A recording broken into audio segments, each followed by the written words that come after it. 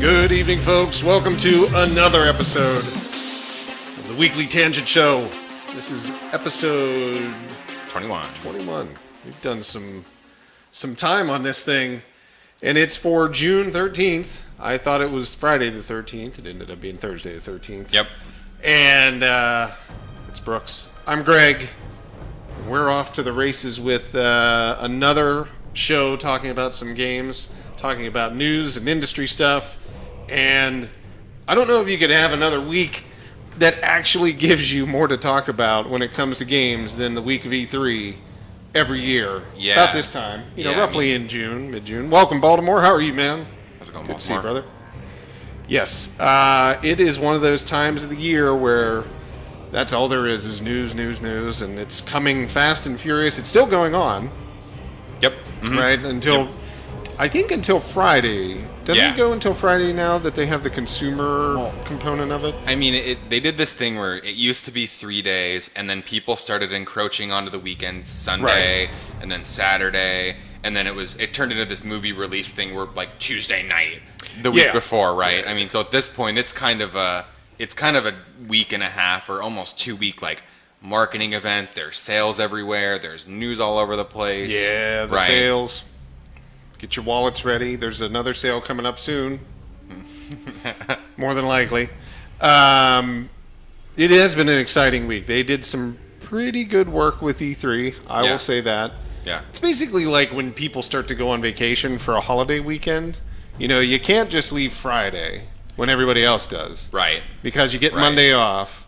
You got to leave Thursday to beat the traffic. But really, to beat the traffic, you have to actually leave Wednesday. Everybody's doing it Thursday, so you got to go Wednesday, right? And then, I mean, if you're leaving Wednesday, you might as well take Monday and Tuesday off. Might as well. And then since you got next Monday off, you don't want to come back the same day, so you take Tuesday off and you take Wednesday off because you don't want to really. So at this point, you're blowing off the Friday before that, and a 3-day weekend turns into 2 weeks. Same thing with E3. You know, you get a full 2 weeks of news. As Baltimore said, it's been an exciting week. A little bit over. We've had people get banned from Twitch because they were videotaping in the bathroom. Yeah, that was Dr. Disrespect. He's a big streamer. I'm sure that he'll be back before long. I don't imagine this ban. He's kind of funny too. I thought he was pretty. His persona is pretty good. So unfortunately he got nicked, but he'll probably be back and fighting for him sooner or later. I think every streamer's probably been nicked once or twice. Yeah. Right? I mean, you have to create some controversy to, like, make yourself aware and get, $1 million to play Anthem, but, or whatever. Not Anthem. What was the one that he was doing? What was he playing? PUBG? No, not PUBG. Well, that's what Doc normally plays, I believe. Oh, yeah. But, Ninja got $1 million to play, which EA game? What was the thing? Apex. Apex Legends. Yes, Jesus. God. Anyhow, so on to news, on to the important stuff. I know you were talking. Well, obviously we saw Microsoft, we saw Nintendo, we saw Square Enix. The big ones do their in Square Enix. I never really thought of them as big when it came to conferences. Mm-hmm. So that was kind of interesting. We saw Bethesda. We saw kind of like the E3 like collage of PC gaming, and then the VR gaming showcase. Yep. Mm-hmm. And then Devolver did one. Right. Hell, even limited run games who do physical. Right. They do theirs. Right. So, but you picked a funny thing out of that, so we'll bring it up. It was. We knew that something was going to come for Nintendo, and they were able to. I don't know if I'd call it a feat, make it work out, but they were able to, wrong thing, bring in Banjo-Kazooie. Yeah, so this is, we're starting off a little bit of news. I mean, there's some obvious bullet points here, some of the catchier headlines. We thought this was particularly interesting because we saw this really started off with Minecraft. It did. When Minecraft came over, right? Yeah, of course. And then it kind of turned into, here recently, they did Cuphead, right? Over to Switch. Well, Cuphead is not a Microsoft-owned product, but the developer owns it. It's and everywhere. They brought it over. It's everywhere except PlayStation at this point. So exactly. Right. Exactly. So they did. So kind of in the vein of things that were maybe exclusive to Microsoft or Microsoft and PC up front. Yep. After kind of tons of rumors and speculation, it looks like Banjo and Kazooie are going to join Smash. They did some very cool things with Banjo on the announcement. I don't know if anybody watched that, but they had Duck Hunt Dog. Yep. And the duck. The bird. The bird or whatever, the duck. It kind of looked like Banjo-Kazooie. Then everybody was let down. And then they did no wait. And they had I don't know why Donkey Kong. Well, I mean, I guess because it's just Smash. They picked one character to kind of be the one that they introduce or help introduce. Oh, I guess I took it as sort of a throwback to where Banjo started, which was Diddy Kong Racing. Well, that's true. That's what I made of that. If we're really gonna go back in time on the whole thing, right? Yeah, I guess that's true. Maybe that's because they had King Croc or what is his name? King DDD. They had Time Clock. They had Banjo. Time Clock, yeah. And then because what would the arch villain of the game was Wizpig or something like that. Yeah. This weird yeah. I don't know. I mean, I guess I thought it was funny. I thought they were going to do it early on because what did they do? They announced the character from Dragon Quest. Yeah. What's it? I don't. Starts with an L. I don't know very much about Dragon Quest. I don't either. Yeah. So I really wasn't. I was kind of let down at the beginning of the. Lonnie knows a lot about Dragon Quest. Yeah, he plays a lot of Dragon Quest. I was kind of let down when they started announcing, started up the direct. Mm-hmm. I was kind of like, oh, this is going to be crappy. But then I was remembering, there could be some stuff coming later that they want to share. It ended up being really good because they had Animal Crossing for the Switch. They had. They did the announcement for Luigi's Mansion 3, which we knew about, but kind of some of the cooler things that they had in there. Right, yeah. So that was actually pretty good. I was pretty happy They basically about that. showed everything that you would have wanted sans Metroid. That was the only thing that wasn't there. Yeah, they didn't show Metroid 4. Metroid Prime 4, yeah. Yeah. Which has since been ripped out of the other team's hands and brought back into retro, and that's a whole thing. So I don't think anybody even expected it here. Kind of swapped around. So yeah, no, it was cool though. I enjoyed it. I thought Nintendo had a good. I don't know. How'd you rate it? I mean, who had the best conference, in your opinion? Press conference. Okay, I mean, it's tough because I go look at that Microsoft press conference. Yep. And they showed some really cool stuff there, but a lot of my favorite things they showed are you can go get them on PC, or you can go get them on PlayStation, or whatever. So I would have to say when it comes to, that's tough. Microsoft probably had my favorite one, right? Yeah. Bethesda showed off, after I sat on it and I kind of thought about it between, the new Ghost game and Deathloop. Yep. And I want to see them try to swing at putting quests and NPCs in Fallout. For as much disdain as there might be online, we've played the game for 100 hours. We've had fun. That's all I'm going to really say about that. Yeah. I still think it's hilarious. The shenanigans we've gotten into is just... Oh, yeah. Fallout 76, I thought was, overall, the experience was fun. We had a good group, though, we were going through with. Right. There was 4 of us all the time. Right. Maybe 5th one here and there, but, it ended up being a lot of fun. So, I mean, and I did try the Storm. So the Battle Royale. I haven't tried I played it. I recorded some of it. I should definitely show it to you when we get time. Sorry, our screen timed out. Yeah, I was pretty happy with that. It was, the Storm, it's not a bad Battle Royale. It's got some interesting stuff. I never really took the Fallout engine to be the best PvP engine. I am of the same opinion. Yeah. It's not as... I don't believe it doesn't move as fast as, Fortnite or any of the other Apex or any of the other Battle Royale, specific games. But overall, it doesn't play horrible. They actually have some cool ideas in there. Mm-hmm. They've got some cool stuff. I'm really interested to see the storylines. So, yeah, I like the Bethesda one. Baltimore said his favorite was obviously Keanu Reeves. Everybody, I think everybody I don't know across the board was good with that. Yeah. from the Microsoft with Cyberpunk announcement, Cyberpunk 2077, and the Watchdogs Legion, which I will admit Ubisoft did pretty good with the new Watchdogs idea. They took kind of what Zombie U had in it, and they've made it to where there's a lot more people there that you can pull into it. Right. The NPCs. I think it's cool. I don't mind not playing with the same character. I do believe that there will be like storyline characters that are specific for a period of time in each. Right. But who knows? Maybe they'll all be able to be killed off at some point or another. So yeah. So all in all, I think my favorite sneaky announcement was that Ghostwire game From Bethesda, yeah. Yeah, from Ninja Theory, wasn't it? Was it Ninja Theory or no? No. This is from Shinji Mikami. Yeah, the ones that do Evil Within. What's the company that does Evil Within? Tango Gameworks. Tango. And then I guess they kind of trotted out Akumi Nakamura, who's kind of Shinji Mikami's, I guess. I don't know if I want to use friend or protege or whatever. So that looks kind of interesting. His buddy, yep. Yeah. It is there for him and all that, so give him support. Nice. Oh, and Double Fine, yeah, Baltimore said Double Fine joining with Psychonauts 2 reveal. That was unique. Microsoft had a lot of, because they were the big one this year and they were first, they had a lot of like the big announcements and things hit on their, their conference, which, works. I think it did okay. Yeah. I was pretty happy with it.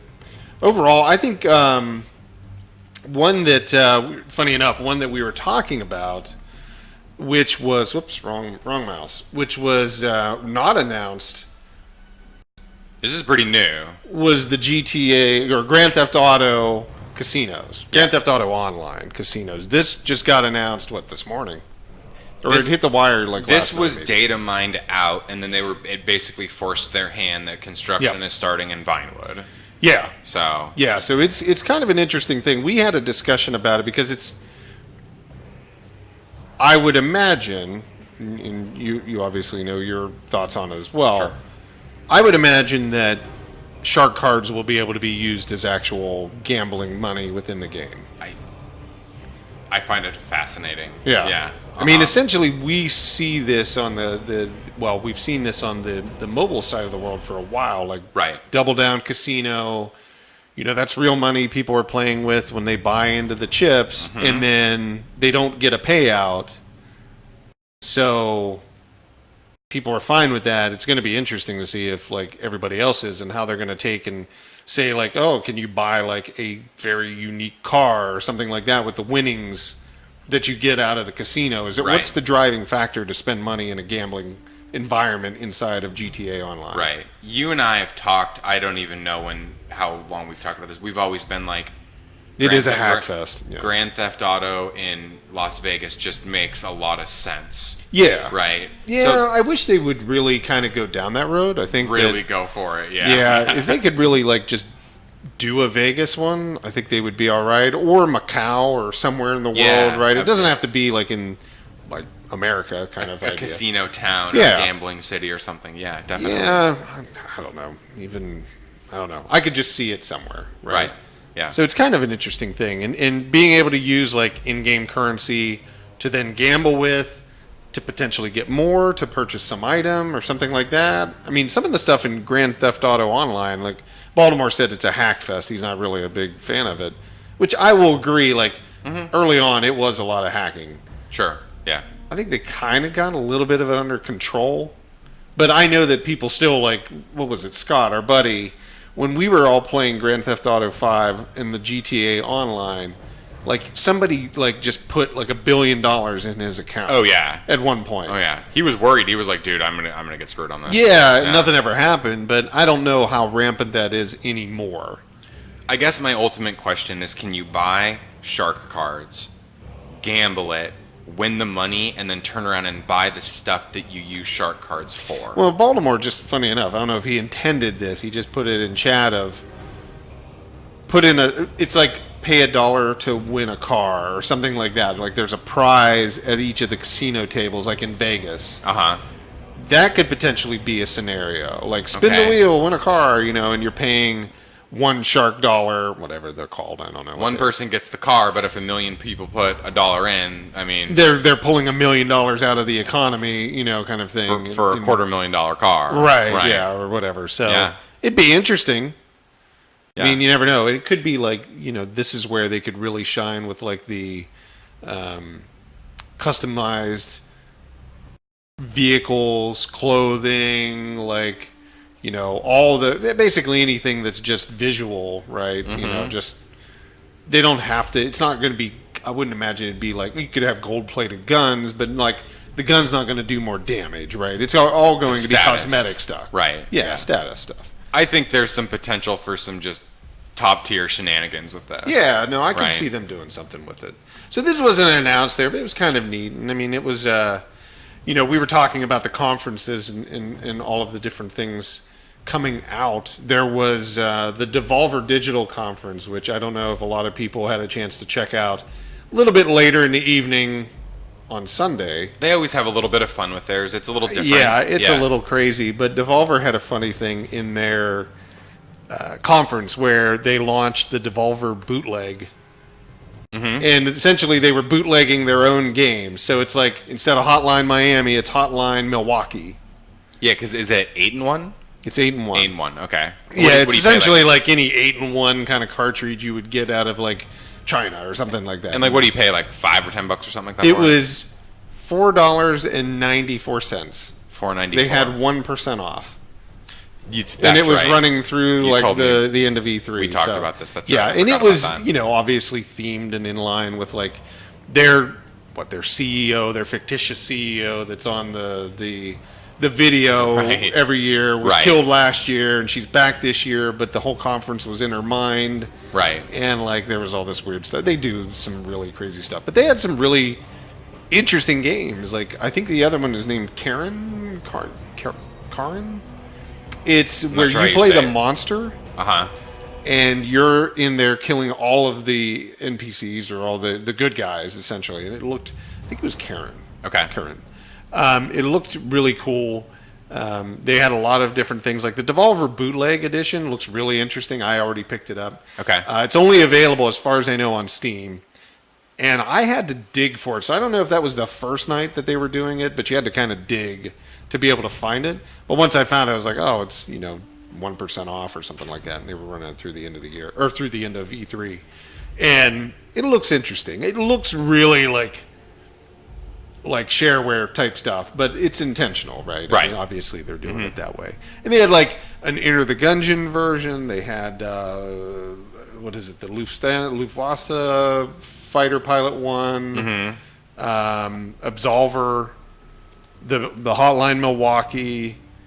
I forget the other three that were part of the deal as well. But something interesting that they threw together, and funny enough, they also showed off the Enter the Gungeon arcade. This is the flip side of that. So if that thing was basically $5, $4.94. Yeah, this was $4,999, which I think is ridiculous. I do love, number one, the game. Enter the Gungeon is really good.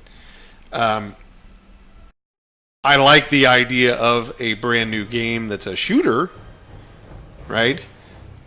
I don't know if I like the idea of the price, because I don't understand what market they're really chasing. They say arcades and home arcades. I'm like, man, it's really expensive for a home arcade. So you're talking about like the top tier 1% of people can afford to buy this thing for their home arcade. And how many arcades do you actually see where you can just go plop quarters in? Right. There's a few in Seattle area. Sure. But we've got kind of a unique scenario here. I mean, for most people, I think you got to travel a ways to get to an arcade or Dave & Buster. Yeah. So you might see it there, Dave & Buster, with, beer spilled all over the screen and like, short circuit and torn up like guns. But it is nice to see an actual gun arcade again. Can I tell you the truth? What's that? I've never been to Dave & Buster's. Ever. Well, what's the one downtown here? Is that Dave & Buster, or is that... What's the other one? There's one downtown Seattle. It's like an arcade. Well, there's GameWorks. GameWorks. Yeah, same thing. Dave & Buster's and been GameWorks there. is Yeah. the same damn thing. Yeah. So it was just kind of neat to see them do that. But for everybody to be able to support a home arcade, man, you have a lot of different options out there right now that are much cheaper. I love light guns. I think they're still superior to every form of, maybe with the exception of that PlayStation aim, which is awfully nice. Yeah, for VR, that's really cool. But for arcade use, I still go back to these with Time Crisis. I love them. I just can't get into it for $5,000. Yeah, $5,000 is. I would love to play the game. I hope somebody gets the ROM. Right. Sorry, Devolver. You just make it too expensive. But talking about arcades, we were on to like what the most affordable arcade option is if you want something in your house today, and that's from Arcade 1UP. They announced 3 games. One being today. They just announced the new Star Wars one. I don't know if anybody has checked these out. These are they call them 3-Force arcades, or kind of like a mini version. They're about a foot or so shorter than a standard arcade, and dimensions are all kind of equal to that, so it's a little bit smaller. They even offer the platform if you really want to boost it up. Yeah, they call it a riser or whatever, and it adds maybe another foot roughly to it. I think that's what it is. And they play really well. We've seen them, checked them out. You can find them, I think, at Walmarts, things like that. They sell them. They're roughly priced around, I want to say you can probably get into them from anywhere between $199 to $499. Okay. Depending upon the arcade and what it takes to do it. But this one, it's got like Star Wars, Empire Strikes Back, Return of the Jedi in it. And it's got the actual like old controller. These are like from back in the day. It's like a replica. These are the vector graphics ones. Yeah, vector graphics, I guess, would be as close as you can get to. That's what it's called? I think that it probably is. It probably was like that on the Atari, right? 2600 for sure. I'm not sure if it was the exact same for this or not. I like this. I think my favorite of all of them that was announced is the 4-player Turtles one. I'm gonna start leaning. I'm gonna start leaning on Miguel, and we're gonna hype getting one of these in the office. I would love to get one in the office here. Yeah. Didn't I grab the image for it? No, I didn't. There was They also announced outside of the Star Wars one. They announced the 4 players Teenage Mutant Ninja Turtle. Mm-hmm. So again, still a 3-Force arcade cabinet, very reminiscent of the exact one that was in the arcade. And that one had like Turtles in Time as well. It had 2 games, Teenage Mutant and Turtles in Time. Turtles 2, which is the arcade one, because the first one is this like single-player platformer thing. It wasn't until the second one. These are both the 4 players. Yeah. Yes, these are the 2 4-player These ones. are like the arcade edition ones. Yep. And then they announced an Marvel. Yes. So I forget which one it is that's in there. It's the I know that it has Punisher in it, so it has that kind of that side-scrolling beat 'em up. And then it has 2 fighting games, and I think it's Marvel versus X-Men. That would have been the first one, I think. Yeah. And then 2. Okay. I thought there was 2 of them. But there's a fighter game. It's basically 2 fighter games and a side-scrolling beat 'em up on there. It's not the 4-player X-Men, Marvel X-Men 4-player cab. I forget what that's called. Where you're like the more or less it plays more like Double Dragon than a fighting game. Yes. Right. Okay. Yes. And it was for 4 players. It's basically like the Turtles. Right. Teenage Mutant Ninja Turtles one. When I go down to that one comic book shop in Olympia, they actually have the original cabinet of that X-Men 4-player game hidden. It's all torn apart in a back room. I don't know if they're ever going to put it out, but it's like it's all there. All the parts are there. They just don't have it working. So I don't know what that's about. They did a good choice. Turtles, that's probably the best one that everybody, or not the best one. That's probably the one everybody's like going to be wanting. I think they come out during holiday this year. So you'll be able to find them like in Walmarts and probably Best Buy. I think they sell them online. I've seen Costco carry them. I think you might be able to find some at Target as well. Okay. As we get towards it, but yeah, it's mainly like brick and mortar stores. I would love to see it be X-Men the arcade game. That's what it's called. Yeah. I would love to see it be priced competitively because you do get one less game than all the other machines. Yeah, but the Turtle one though extra. it's the hardware that they're charging for it. So I believe that one's $349. Oh, did they actually show the price off? Maybe I Yeah, missed so it's that. $50 more than like basically because they have a Mortal Kombat one right now. We've talked about they have the Street Fighter one. They have a Capcom one, which is like Final Fight, and it's got 4 games: Strider, Final Fight. I forget the other 2 games, 1944, I think, and I think there's another one on there that's got like some version of like Rampage is on there, and basically if you went to Rampage is a 3-player one. If you went to Skate King when you were growing up or whatever type of thing, yeah, exactly. I believe they will probably do that. So there's guesstimates of like what the ones are coming out. My prediction is they'll do 720. 720. What do you mean? Remember 720, the skateboard game? Oh yeah, I believe they'll do that one. I think that's a big one that they'll do. Okay. Boy, that's been a minute since I've heard anyone bring that game up. Yeah, there's talk. There's a couple rumors floating around that Dragon's Lair's out with this other kind of like really tiny miniature one. It's about yay high. It's actually like a countertop one. Okay. That they may be licensing those ones out now. All right. But yeah, who knows? I mean, they're going all out with these things, and they're actually the build quality is not bad. I played around with 1 or 2 of them at different stores and locations. I would think about it, but I've kind of already built my own. They're much more competitively priced than $5,000. That's what. I would love to see one though. I'd love to see a Time Crisis one. Oof. That would be cool. Be really expensive. Now, before we jump over and start showing off some games, I'll talk. One more thing is, that we've talked about the mini systems, the micro systems, and last week we were talking about the Sega Mini. Yep. So this week, Konami, right at the end of their conference. Their press conference, they announced they're going to be doing the TurboGrafx, the PC Engine, and the PC Engine core graphics mini consoles. Why they're doing 3, maybe they'll have different games on each one, but they did them for regions, right? Okay. So like TurboGrafx 16, I know you said you didn't mess around with this too much. I did not, no. That one came out in the U.S., the PC Engine was in Japan, and the PC Engine Core was an upgraded version of that. Which I think the PC Engine Core only had... If it's the one I'm thinking of, it only had like 10 games ever made for it. A lot of this stuff, I mean, frankly, I was 2, 3. Yeah, you were a little younger. So some of this stuff is I want to say that I had to go look one of these up to know what it was. When I got my first TurboGrafx, I bought it with my own money, and I was 16. Okay. I think that might have been a year after they came out or something like that. Yeah.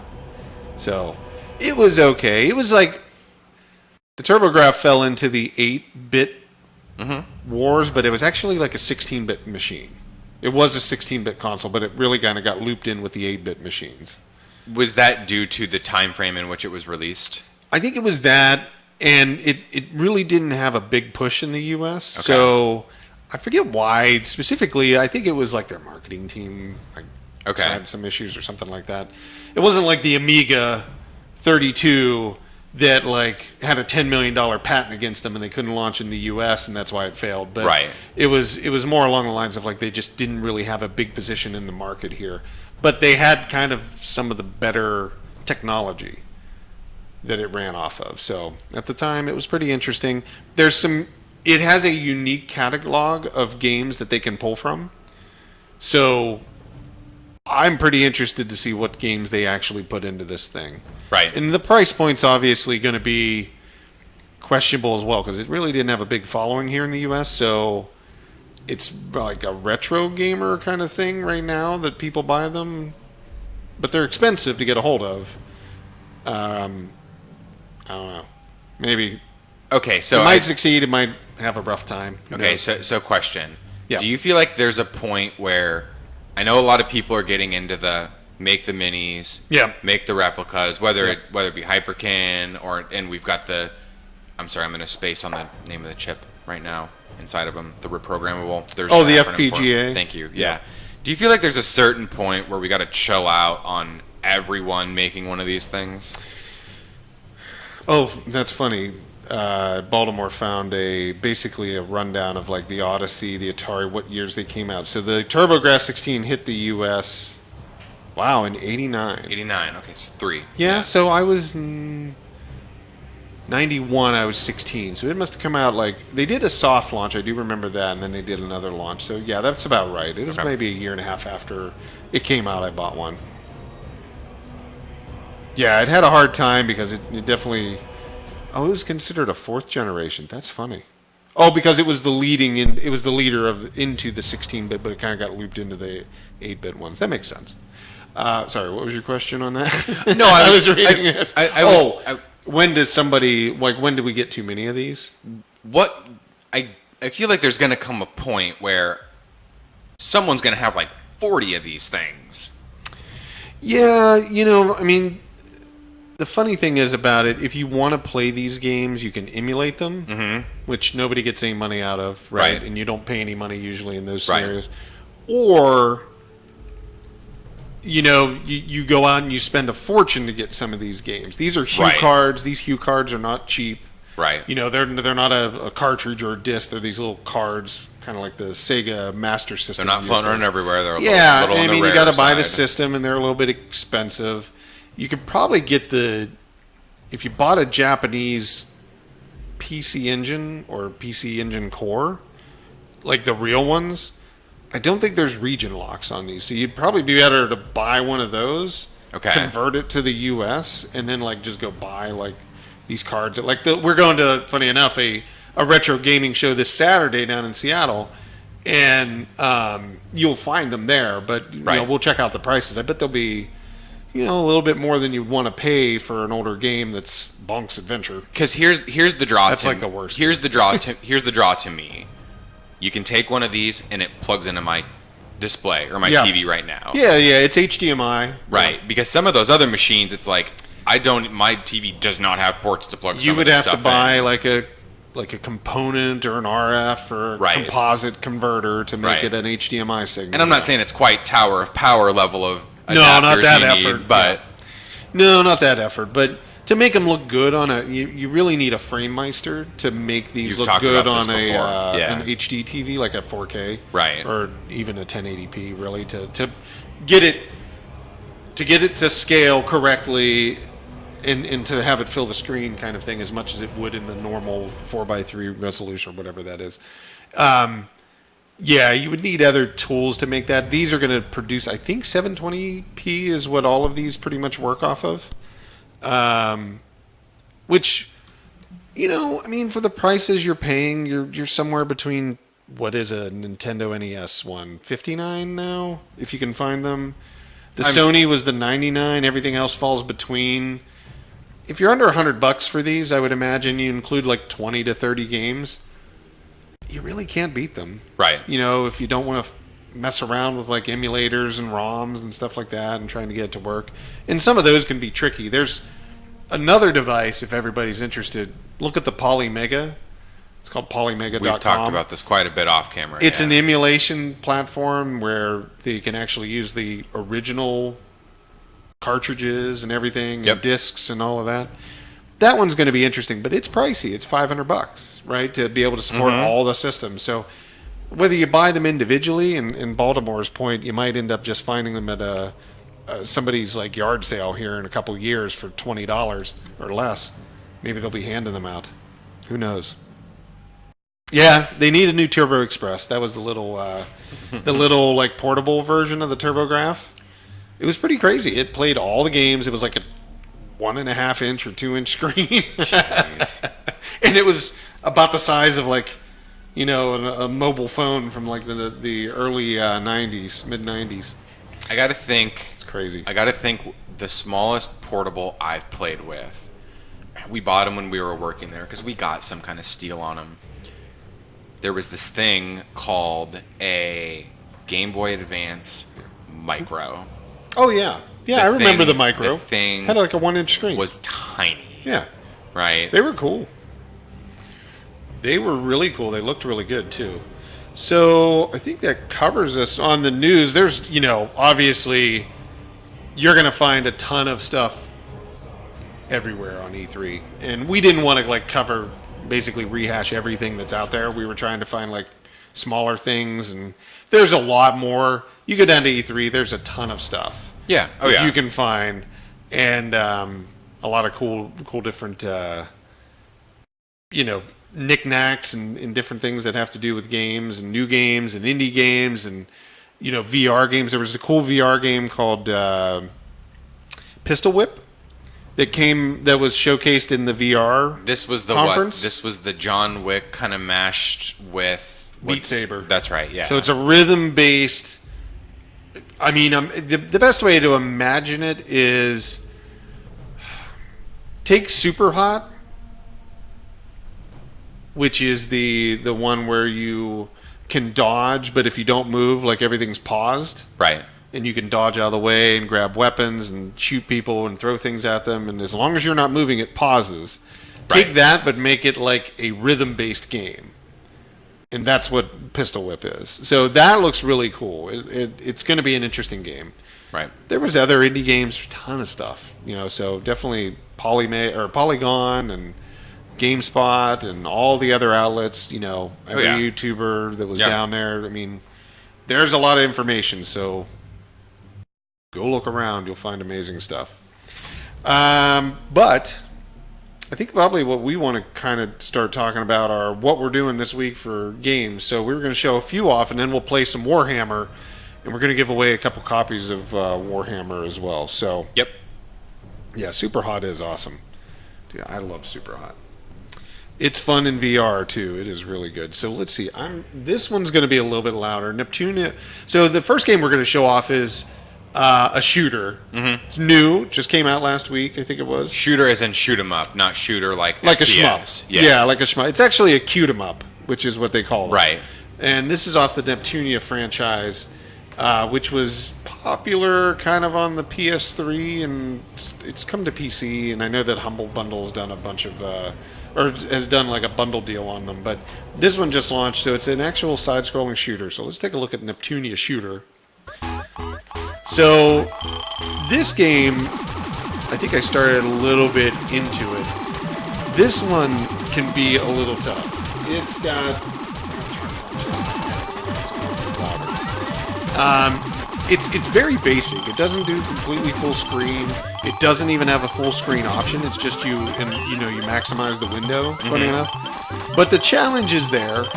It works with controller, it works with keyboard.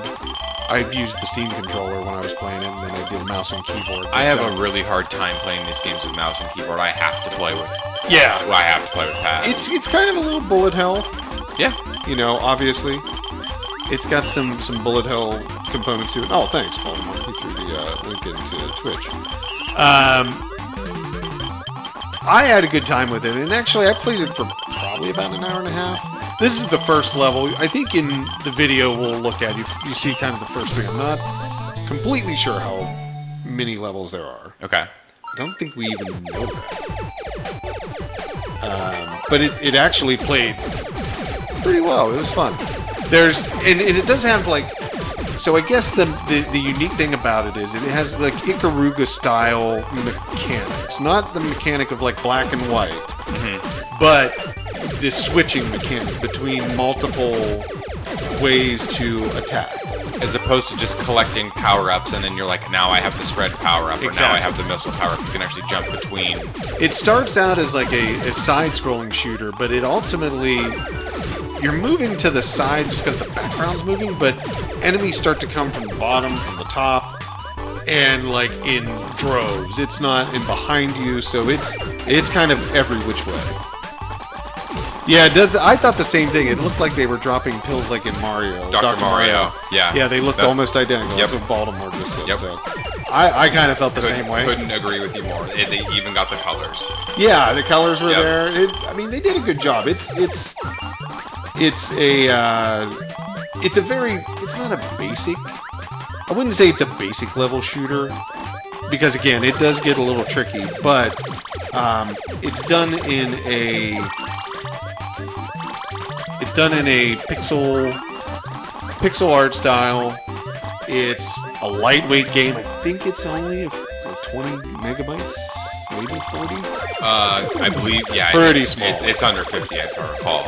And the game, it can run on anything. That's the great thing about it, right?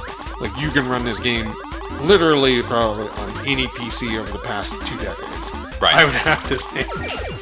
Maybe not. Maybe like the past decade at least. But it's a great game. It's pretty. It's pretty fun to sit there and play. I played it on Saturday morning and went through it and did the recording of the footage and everything, and had a great time with it. It was enjoyable. It's from Idea Factory, which Idea Factory, I think, they now have the publishing rights, but I believe that they've always been involved with Neptunia shooter, or Neptunia the game. Well, because all the Neptunia games aren't just shooters. No, they're like RPGs. RPGs, yeah. Yeah, this was just a kind of an offshoot, smaller game, so it's under 50 megabytes. I think it's like 40 is what it is. I was just looking on here to kind of see what that is. And it does have a Steam broadcast. Okay. So, and this is the Steam key version that we're showing here. So when you buy it from WildTangent, you get the Steam key. So it's got some challenge. I don't know. Have we seen where she has to shoot backwards? I thought I caught some footage of that. I believe it's coming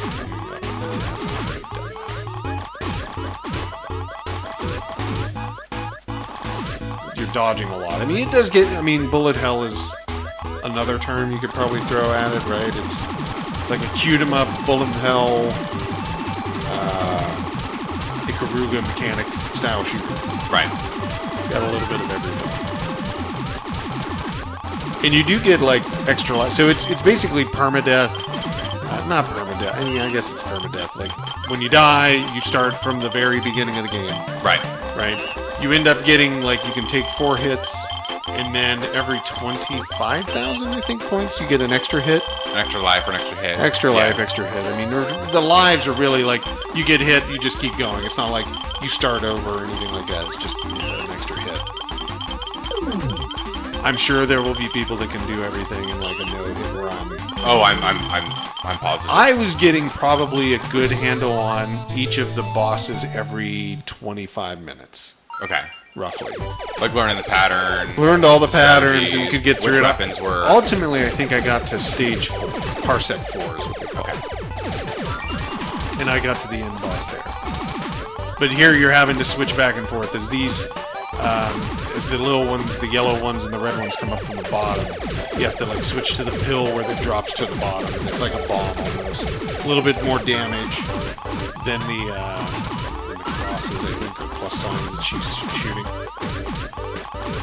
And then the boss that you fight at the end of this level, you end up, her power-up allows you to shoot backwards. So you'll have enemies coming from the left-hand side, too, when you climb on state on Parsec 3. So it gets to be a little bit more of a challenge. Very fun. Yeah, there's something to do with the drug theme in that first one where it's throwing like the syringes and the pills and all that at you. So yeah, she's definitely got like a component of that. And this is the character. This is the boss right here that you end up getting her ability, which allows you to shoot to the left or well, she can only shoot to the left, and then you have to switch to your other characters using like I was using the R1 button is what it would be, the R1 shoulder to switch back to the right, and to switch to the left you were using the L1, and you were just bouncing in between to switch through the three different. Yep. So the next game, I think we can jump to now. I'm going to throw it over to Gomo. So this is a Daedalic game. Gomo is a kind of a an adventure puzzle game. And it's kind of cute. It's done in a way where the character ends up starting to think about his dog. His dog goes missing, so he's got to go find his dog. And then you start leading your way through the world to try to find what took the dog as the dog was enjoying his day in this guy's dream. But it all happens. So he wakes up, and Gomo gets kind of off and onto the races. Oh, thanks, Baltimore. I've got to actually do the same thing on the YouTube side as well. So the game's got like a little bit of a tutorial that it leads you through, which is kind of cute. You know, the character is almost like not a rag doll, but like a voodoo doll. I don't know. Like, it reminds me of like a voodoo doll. He's stitched up. He's got like his mouth stitched up, and you've got to find the puzzles. Like here, it doesn't tell you what you have to do, but you can see a key hanging. You grab the key, take it to the door, kind of get you onto your adventure process. And he's got like nice little animations, cute little things like that. I'm going to drop the link for Neptunia Shooter, and Gomo into YouTube chat for everybody on that side. In 1 second. I just have to pull up my notes. I didn't have them ready to go as we watch Gomo try to get out the door. And you actually have to use the key first. And here's where you find out the dog's gone. Now you've got to go find out what's up with the dog, because obviously you dreamed about it. I think my notes are right here. Yes. Got those. And I do appreciate, Baltimore, for you dropping those links into chat on the Twitch side. There we go. Now we've got it. So the first one going in on YouTube is the Neptunia Shooter, and then here's Gomo. Ooh, done. So yeah, Gomo's whole layout of his controls is very basic. It's just point and click. Essentially, that's what it is. It's a point and click adventure. I guess you could almost say it's reminiscent of like the LucasArts style point and click adventure games like the Indiana Jones or even like some of the newer ones that are out there today. Essentially, the alien is the one that took your dog, and now you've got to kind of go do some of his bidding. He wants certain things, so Gomo's like, yeah, sure. And it's got, like here, it's just got like a really cool art design. You're messing with this mole's antennas for his TV that look like pieces of grass. And the mole's just not having it. He's just trying to chill and relax and watch his TV. His dog's name is Dingo as well. I forgot that. So Dingo is the one that's disappeared. And Gomo, I don't know why Domo, I was thinking Gomo is out to find where Dingo went. And basically you're heading to a mine.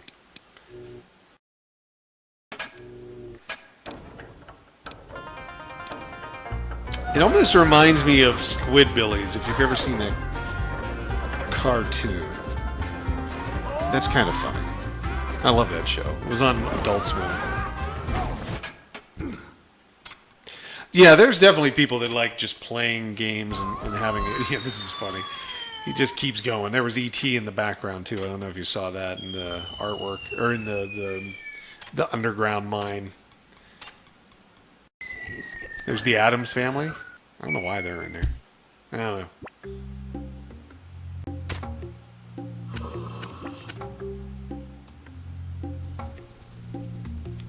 There he goes. He's on his way.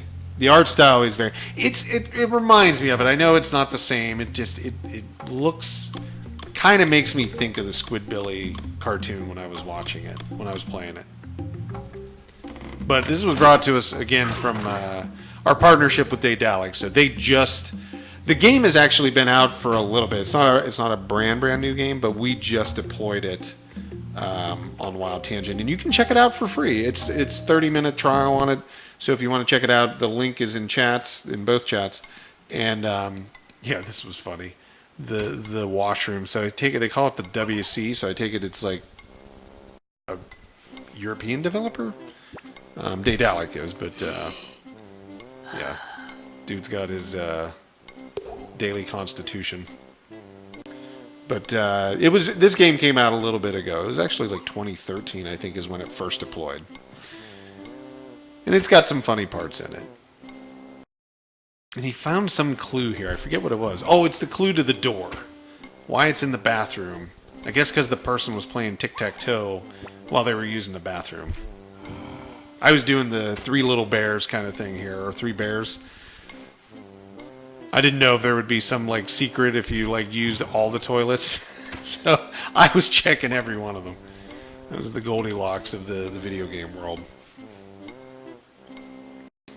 He's going to work his way up. And then there's a door with a code. And that's kind of how the game goes. It's a fun little design. And like I said, you can try the game out for 30 minutes. Like, we only show maybe the first 10 minutes on here. But it's got... You can get through a good bit of the game. I'm not sure how long it is. But you can get through a good bit within the first 30 minutes. Because the puzzles are not super difficult. It's more of a narrative. Well, not a narrative. A just graphic adventure, right? You kind of see what the character's doing. And we'll get ready to jump over to Holy Potatoes. That's our next game we're going to show here. Brooks had to step out for a minute. He left me onto my own devices. So I'm going to say one thing that we are going to do is give away a couple copies of the game we're going to be playing tonight. So I will get those. We're going to put them in the chat like we did last week. And basically, whoever guesses the missing digit from the key will be able to then redeem the key. And the way I would do it is obviously grab the key, throw it into your Steam client, and then start like randomly going through the different combinations. It's only going to be one item missing. Reminds you of the Machinarium? Yes. Yeah, that's exactly the style of game that this is. By far, Baltimore. So, let me throw up Holy Potatoes. That didn't sound right. You know what I mean. I'm going to put Holy Potatoes on the screen. We'll talk about that. I'll get the key ready. Then, right after Holy Potatoes, I'll drop the key into both chats. It'll be missing one digit of the key. So, like... It'll be missing the third digit. It's just an example. Third digit, and you have to guess the digit to be able to redeem the key. We'll do it that way. And that'll be for Warhammer Chaosbane. So after we watch Holy Potatoes, we'll do the first one. Holy Potatoes is another franchise that we've brought on from Daedalic. Holy Potatoes franchise does some really cool stuff. The first one we talked about last week was Holy Potatoes, a weapon shop, which weapon shop is kind of like a tycoon style game. The one we're talking about here, which is Holy Potatoes, We're in Space, is kind of reminiscent to FTL, if you've ever played FTL. Very similar style of game. Oh, thanks, Baltimore. You had to jump onto both of them. Appreciate it. So, Holy Potatoes basically starts you out as there's 2 sisters, and the 2 sisters have this kind of spaceship that they're always broke, and essentially they're trying to get away from some enemy as you start the game. And they need to buy stuff, supplies, they need to hire their crew, they need to upgrade their ship. So all of these things you start to do like a little bit early on, you get like 1 or 2 things, and then you go to different planets on different missions. So it's got that feel of FTL. The battles are very similar to FTL, but it's a very light version of FTL. It's not as deep or detailed as FTL. This is one of the things I particularly like about the Holy Potatoes games, where they spread out, they keep the same characters, the same type of characters, but each of the games has a kind of some different genres or subgenres into it, where it's not just like Holy Potatoes 1 and then 2 and then 3 and then 4, no, they do different genres in it, different styles. They take, kind of game mechanics game genres that are popular, or maybe they feel are underserved, because there's really not a ton out there like FTL. Right. And like the tycoon style games haven't been really a big thing recently for core gamers, right? On our casual side of the world, we see a lot more tycoon games still. We see time management, resource management games, so forth. But nothing that I think really resonates well enough with the core base of gamers out there, like on Steam or the PC style gamers, right? Like the more heavy gamers. Right. So this game kind of gives you a little bit of those mechanics, but I would still categorize it as a casual FTL game. Yes. Yeah. That's how I would say this one. But it's a good quality game. It actually looks better in FTL. Yeah, I mean, a little bit Baltimore. I mean, it's definitely got its own unique design. FTL's got its own art style as well. Right, exactly. I mean, they kind of went for more minimalist design in that. Right. Where this is more like, no, we're putting teams behind it. We're making this thing look sharp. Right. You know, the characters pop. They've got, like, you know, facial animations and story cuts and, you know, the machines have a lot of detail, and you're buying a lot of upgrades, and you're warping from system to system. So in a way, I mean, it's kind of like a light version of like a very casual version of a I don't know. I mean, No Man's Sky in a way. Right? No Man's Sky is about like going to all these different planets that are randomly generated and things like that and searching around, but in a way it's kind of a casual version of that. Right. So we've already got the links in chat. Because we've shown sorry, one more thought on that. We've shown this one and we've shown Weapon Shop. Yep. There's actually two more. Yeah, we're gonna have those two coming up probably over the next 2 weeks. In the next couple of weeks. Yeah, we've got the one is what the hell? I think it's called Holy Potatoes. What the hell? Yep. And then you have Holy Potatoes: The Spy Story. Yep. Which I'm interested to see what the hell is about, because I've never played that one. That one came out in 2016, I want to think. Right. And I don't remember playing it. I think I maybe didn't play it because I wasn't streaming like I used to, because I played a ton of indie games during that time period. I can't remember how many indie games, 300, 400, something like that. I probably got to about 300 on that 1,000 game challenge. And then I had probably played 100 or more before that. Different games over the four years or so that I streamed. So, yeah. Played the Holy Potatoes franchise, thought it was great. And then they came out with more and more, which kind of, I thought Weapon Shop was going to be like a one-off. Right. Yeah. But it ended up being more than that. So I'm going to start pulling up those keys so we can do the Warhammer giveaway. And we'll do one, let's see, the first one we'll do will be for the base game. I'd be curious if anybody knows how... So, what I know of Warhammer, and I know we have another game to show before we get there. But we've got one more that we're... I'm generally curious. All I really know of Warhammer really comes out of the 40K universe. Yes. Whether that goes from the tabletop to the strategy, then they kind of did a more of a action RPG somewhere along the lines. I'm curious how Warhammer moved into more of a higher fantasy type of role or type of game. I'm not sure how that setting transpired. Yeah, in it the went story. from like Space Marines. Yeah. To now it's a dungeon crawler in a high fantasy style world. Yeah. So is it like this giant shared universe, or is 40K split off from the fantasy? I think 40K is split off. Okay. Yeah. Yeah, a lot of miles walked. I walked on a treadmill the whole time I used to stream. So for 3 hours a night, I was on there. I'd do probably, I guess, 3 miles per hour, 9 miles a night. I'd walk while I played. Yeah, Baltimore remembers which is kind of funny. Here's actually one of the battle sequences.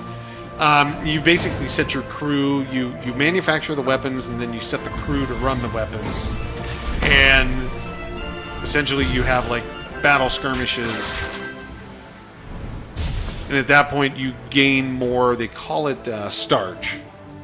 Starch is the currency in all of the Holy Potatoes games. world Right. settings. Yeah. So, and then obviously you use that starch to purchase more within the actual game itself. You'd play this on mobile. Yeah, it definitely has kind of a, you know, I mean, funny enough, you can tell it's a little bit more detailed than a mobile game because of the screen, you know, where they have everything set up and the visible text and all of that. Like, it's not massive, it's smaller, so it's more PC. But it definitely has that feel where it could be like a very well mobile designed game. I'm not sure if they've ever taken it to mobile. I don't think they did. I don't believe so. But not that I know of, no. If you want to try it, it's wrapped with our DRM, so you can try it for free. My favorite one, this one. So 30 minutes. Everybody gets to try that. All of the Holy Potatoes games on our service have 30-minute trials, so you can always check them out there. So I think we're going to call this good on Holy Potatoes, and we're going to move on to the giveaway.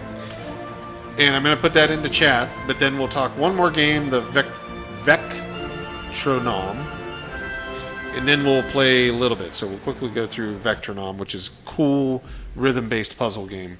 So I'm going to drop the giveaway into chat, so it's into both.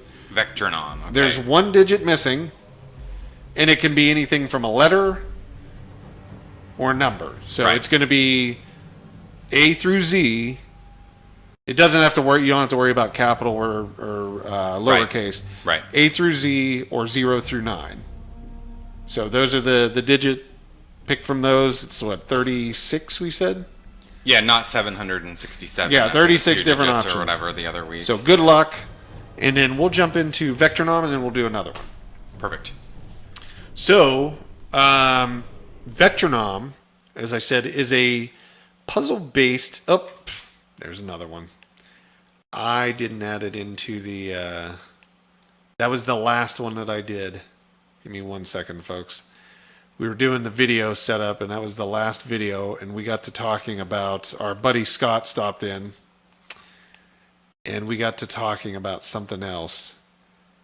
And that was the last video that I missed. I know it's here, though. Well, this will give everybody extra time to try and guess the giveaway. What is that? I was on the desktop, wasn't it?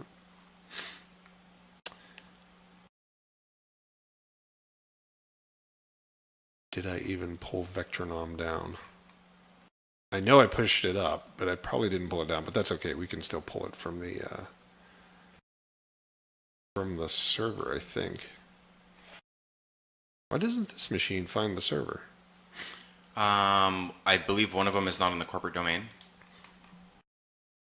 I've been able to pull it down, though. Huh. Oh, there it is. Weird. Oh, strange. It's just not pulling from there. Oh, okay. Under like the For actual whatever, devices piece. Yeah, the Got actual it. devices is not seeing it, but yeah, I'll just grab it from here. And then we'll drop it in. There it is, Vectronom. Didn't take but a second. Then actually, when we compress all the files, they ended up being pretty small. So we got a few more seconds here. There we go. Let's grab Vectronom Final. And then I'll just have to expand it out. So this is based on a puzzle game mechanic. But it's a rhythm-based mechanic, which I had a hell of a time getting running. My rhythm is just not as good as other people's. So for me, it was a little bit of a challenge. You'll see my fails here as we go.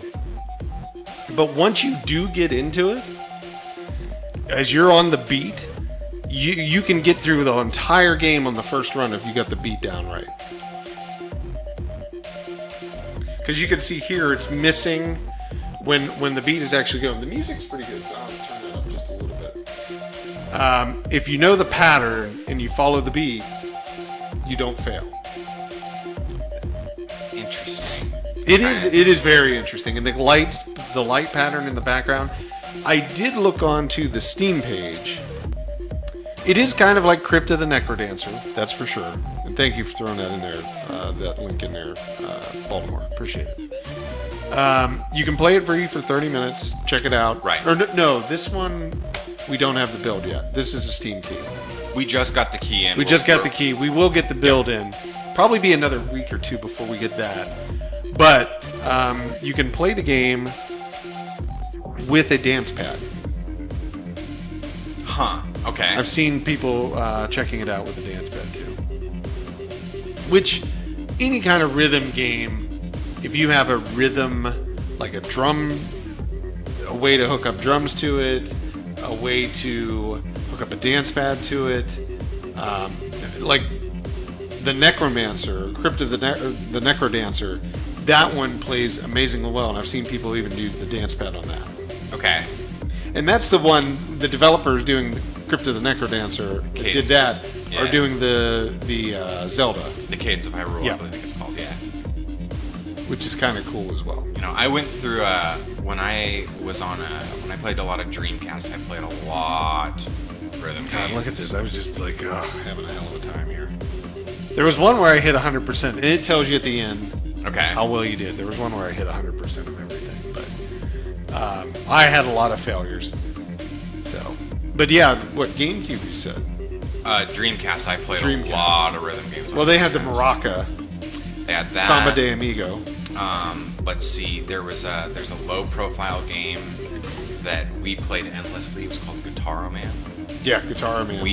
Out of Japan, right? That was like the first one. I have played more Guitar Man than I will admit on this cast right now.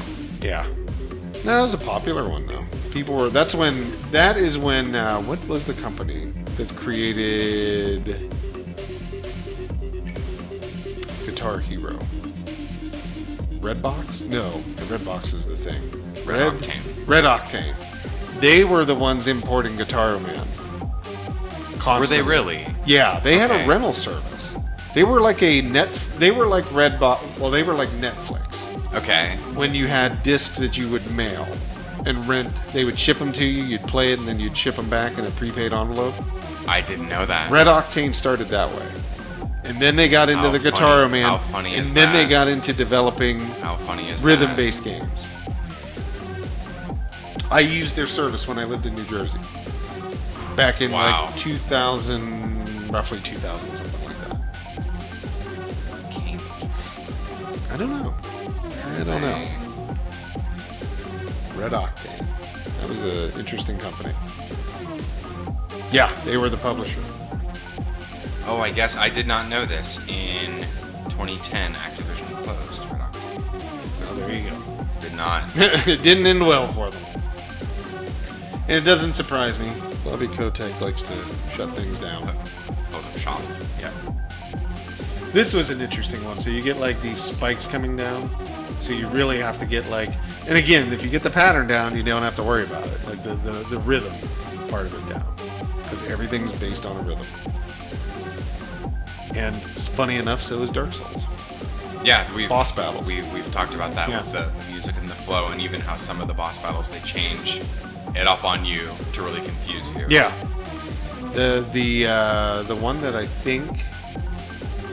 The battle where... And this was based upon the Game Theories YouTube channel. They figured it out. That the Dancer of the Boreal Valley Yeah. was the one that is based on a rhythm. with the blue silk dress. Yeah. In how you fight. Which is funny because everyone I know that's walked into that fight has just gotten creamed. Oh, just I hated creamed. that battle until I figured it out. If only they had the music, yes. But yeah, I hated that battle. That was like the one that I really suffered through when I first started playing 3. Right. But then I got to the point where I could just wipe it out. You know, this one was, I think, the one. Maybe not this one where I got 100%. Yeah, you're going with the beat, and you have to start moving your head to make it. You should finish 3, Baltimore. But Dark Souls 3 is amazing. There's no doubt about it. One of my favorite things. It was my favorite Okay. from game until Sekiro came out. Let's jump off of this. Okay. We'll throw one more key for Warhammer into the chat. Elden Ring does look very interesting, especially with George R.R. Martin or whatever doing some of the work on it. Yeah, you know, I'm not particularly tied to his books. I can't wait to see what they do with Norse. I think that'll be a fun setting for them. Yeah. Yeah. So here is okay, look for these codes coming up. They're going to drop in a few seconds. And I've removed one digit again. I always put like a little space bar there, or space indicator of which one. It's the first one on this code. The last one was like the fourth from the end. In this one, it's pretty simple. It's the let's see what the hint is for it. It's a letter. Okay. And it has something to do with the show.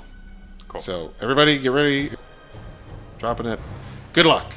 So let's get in and play some Warhammer. Awesome. Do you want to play first? I'll grab the control first. Okay. I'll play for a few minutes. Let me get this up here. Yeah. You can either use my character or you can create your own. It's up to you. I had one created that kind of jumped in, so there we go. So this is Dungeon Crawler. If nobody has checked out the Warhammer Chaosbane yet. Oop, is that the controller or is it... I had another controller. Not that one. Are we, it was connected. We might have to restart the game, which you can play with mouse and keyboard. That's working. We give it one quick restart. Yeah, hold on. Let me just try this trick first, because the actual beginning of this is a long story. Player 2. Oh, can we both play? I thought it was only online. That might be interesting. If we can do that, because we could restart. Play on yours, grab a second character. Yeah, I didn't know that you could do that. Let's restart the game. Give us 1 second, folks. This is gonna... It does have a long story, but everybody will get a chance to see it. We're gonna pull that up here. Let me jump back one screen so you can focus on us. Okay. I think it's because I had it running in the background, and then I pulled the... What do they call it? The focus away from it. Okay, there we go. Games Workshop. Remember them being in malls? I don't know if they're still around. They have all the little figures. Games Workshop Yeah. being in malls. By the time I was hanging out in malls, we were doing, it was like Babbage's and Software, etc. Yeah, EBX. exactly. I don't know that I remember Game Workshop. Was it a board game store or was it a video game It was store? like miniatures and like Okay. this kind of like you would set. It was like Dungeons and Dragons books and all that stuff.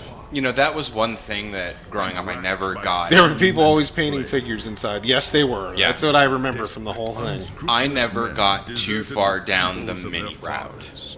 And gathered in forbidden cults, seeking the favor of the No? dark god. No, you know, we've talked about this off camera. I'm just not In the year a... 2301, I was not born with a brush in my hand, for sure. No, me either. My artistic ability is...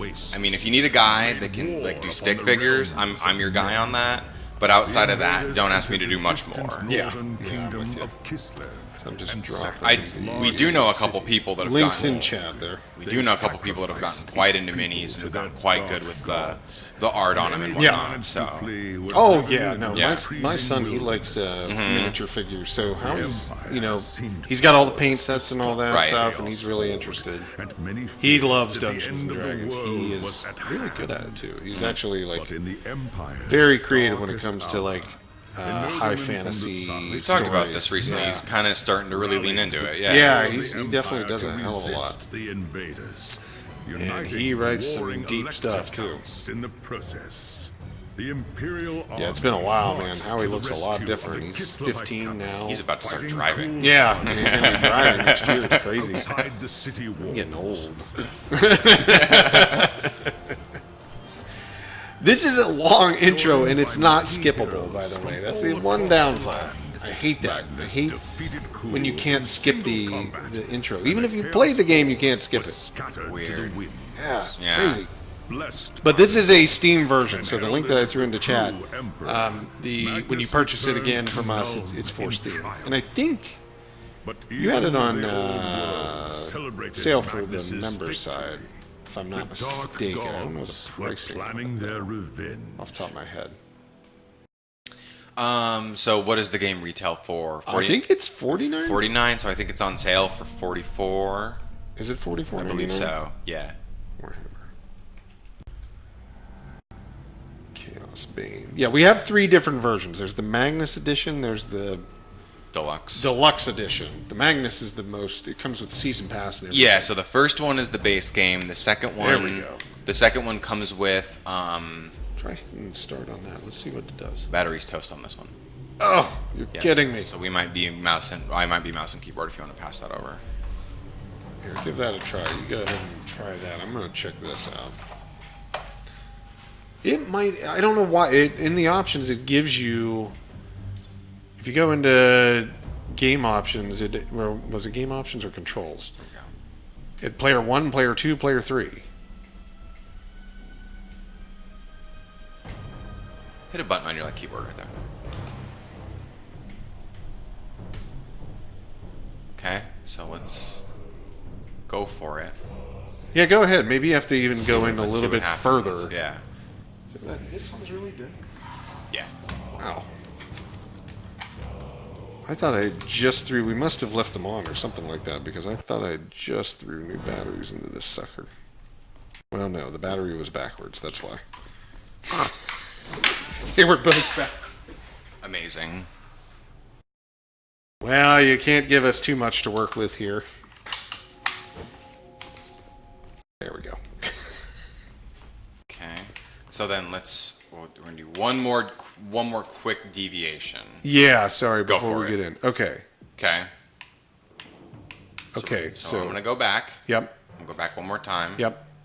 Ooh, I'm gonna Manage players. Add player. There we go. Oh, cool. Okay. There you I go. thought it was only online that we Okay. could do this. So can you add? Is that gonna? Create new character. I'm just gonna go through and grab something. Sure. Right. So we're good. Add player. Yep. Hey, look at that. Okay. Now we're on track. Okay, I'm like a dwarf. I'm the Slayer, I think they call him. Little skill and determination. Over What's here the this game evening. called? No. This one is called Warhammer Chaosbane. So it's a dungeon crawler. Very similar to, funny enough, we have a very, I would call it a famous. I think we got to head over here to this guy. I would call it a famous dungeon crawler, which is called Fate on WildTangent. It's pretty popular. We've went through a lot of them. It was the. I'm gonna put this on It full was screen. functionally the Baldry and his guys. It was kind of functionally. It was the precursor to what do I want to call it? Torchlight. Torchlight. Right. Yep. Torchlight 1, Torchlight 2. Yep. There are dark and terrible. I hate to see you. Yeah, it is very similar to Divinity, though, in that kind of sense. Or Diablo, right? Maybe not as intense, but this one's story-driven. You know, the last dungeon crawler I Where do played they want us? They want us to go over this way now. was I briefly looked at Path of Exile and I looked at the skill tree and I backed out. It was that's a ridiculous game. Yeah. You want to go get involved in something? Is this the one? This might be it. Yeah. Okay. I think it's just kind of giving us the little runaround. You actually did a lot in Diablo. Nope, we went into the wrong one. You were right. It's up here. This is the one. Okay. Or down here. There we go. You did a lot of Diablo, I know. You put some time in on Diablo 4. We played Paragon 1,000 or so, maybe like 800 or 900, but yeah, we played a little bit. And that was on the PS4, right? Yeah, we all played on that. You did that, yeah. I played the original when Diablo 3 came out. I played it on PC. Justice Hearn and I did. Okay. We played a little bit, like once or a few times.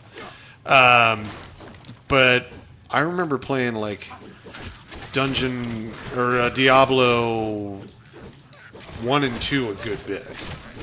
See, you know, funny enough, they were big when I worked at a LAN center when I was like 17. Yeah. They were big, but during that time we were playing like a lot of Quake, we were playing a lot of Counter-Strike. We were playing like Counter-Strike like 1.6 or something along those lines. God, that's been a while. You can use your right stick too to like do a special power. There you go. Oh, okay. I was going to tell you because it showed me that like right before we started playing. I didn't play far into this. This is basically the beginning of the game, just for everybody. And some kind of shout move I got going on here? Yeah, you've got like a shield shout or something like that you can use. Where's our health bar at? It's the red down on the left hand side. Well, yours is on the left hand side down there. The red little circle that's slowly draining. You do have potions. LB, I think, is what it is. So I've either got some kind of like threat or rage or some kind of mechanic that's that. Yeah, I've got some kind of hook that I can fly around. Oh, thanks for the host, Baltimore. Yeah, you used to play a good bit of Diablo. What, did you ever play Divinity? Because I know Divinity is, like, far more story-driven than, well, I mean, these have, like, this one has somewhat of a story. Just to bring everybody up to speed, like, essentially a group of witches attack the king. The king or the emperor is now in, like, some kind of, he's under some kind of spell. And he's in his throne room, and they didn't want to. The wizard of this, his what do they call that? Wizard council or whatever you'd consider. Sure. That. He didn't want anybody to know, so you're basically trying to figure out what's going on his behalf. He sent you out to like, go figure it out. So LB is your potion. Yeah. And it looks like it's timed. So it's potentially infinite use, but under time. Gotcha. And that time is rolling pretty quick on the We whole still have to thing. go down here. I've always appreciated dungeon crawlers. I like different ones. Some of them that have been on mobile have been interesting too. There's been not necessarily dungeons, but like 2/3 perspective or isometric viewpoints, like. Walking Dead on mobile. There was a few. Yeah, there were some pretty cool ones. But yeah, your standard Diablos and stuff like that. Those are always fun.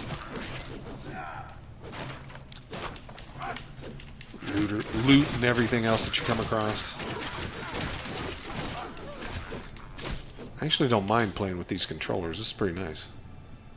In comparison to the keyboard. Yeah, this is another type of game that's not dissimilar from like twin stick shooters. Yeah. Where I find twin stick shooters, I mean, gosh, they're even called twin stick shooters.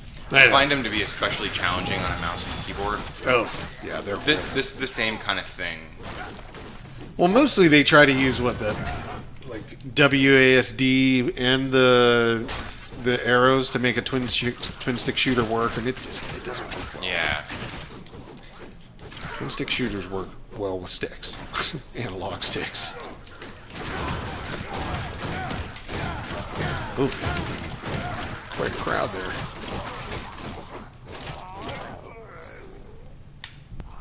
What is this little shield? Yeah, and the nice thing is about this one, they did a good job with. You pick up armor, it automatically you start wearing it.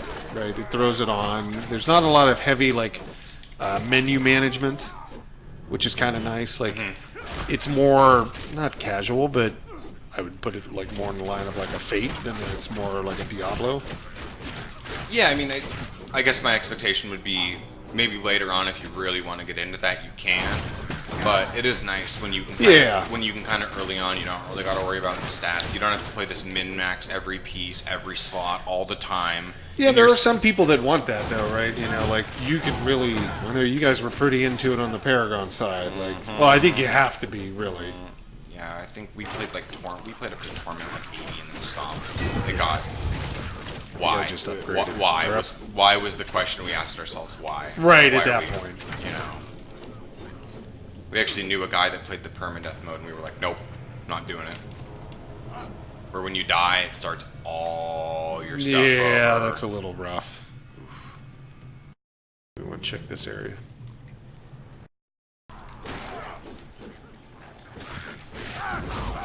Oh, I have a new special.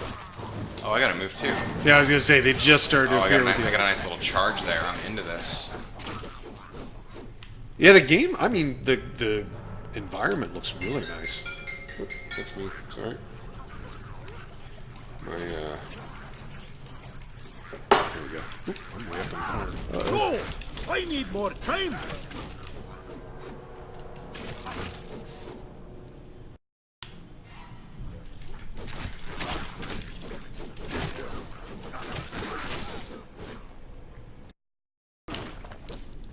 Breaking barrels, searching for loot. Okay, get away.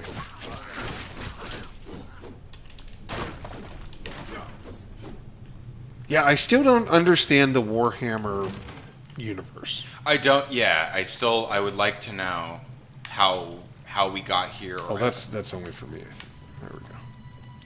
All you all the time. The specials. Yeah, how it goes from like Space Marines to high fantasy. I mean, I guess it's all fantasy. I think I see shade up here, so I think we're going in this direction. Okay, we cleared that area. Oh, there you go. Oh, the fog of war. Knock some of those out. Ooh. Oh, there we go. I see the light. This is the first one we've actually had where, well, outside of, was it Steriden? We were doing 2-player co-op. We played We did a couple of them with the retro games. And then we did Tower 57. Yeah. We played that, yeah. We did some of the old Neo Geo stuff that way. Oh, we gotta go back to the wizard now.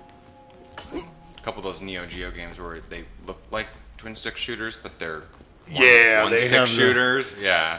Yeah, they have the old style mechanics like that. What was the one that did that? That was It's done. I do. You have. it is a horrible